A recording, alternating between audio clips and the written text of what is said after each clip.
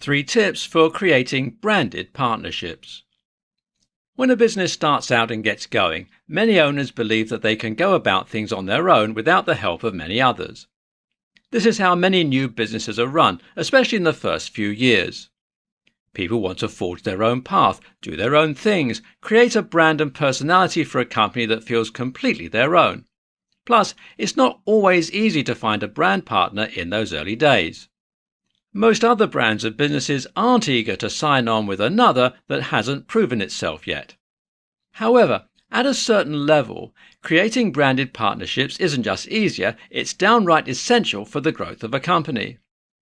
By making a strong partnership with others, a company can grow and find a bigger audience, a more loyal fan base, and more ways to improve their bottom line and expand their reach. In this tutorial, we're going to focus on a few tips to keep in mind when you're attempting to bond a partnership between your business and another. It doesn't matter what you're selling or how many loyal customers you have, a branded partnership can go a long way to making a good company great. A branded partnership is the act of two parties coming together to make their own business success even stronger. You might not be aware of it, but you have seen plenty of branded partnerships throughout the years. That's because they work. When two companies come together in an intelligent way, they can reach new levels of financial flourishments. The first tip to remember when creating your branded partnership is to find ways where the audiences of both parties come together and combine. Where do they align? What commonalities do they share? You can imagine how this will come in handy when it comes to attracting your customers and marketing. If you can find the overlap between both customer bases, you can really craft a campaign that will speak to all of them at once.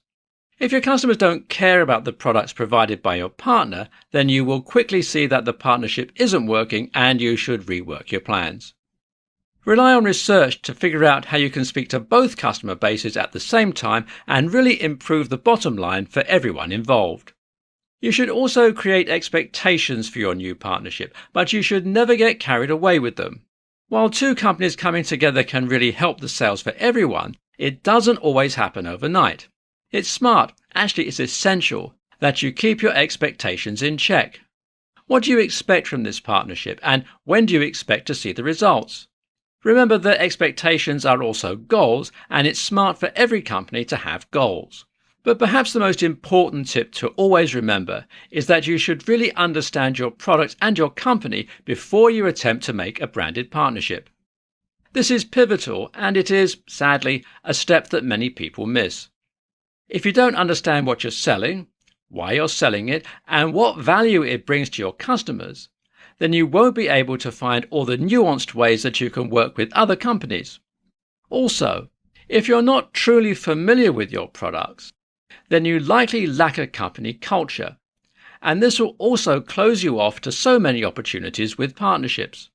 Knowing your product inside and out means knowing what you sell, who you sell it to, and what it provides to people. Once you've mastered your knowledge about that, you'll see that you know more about your company, what it is, and what it can be.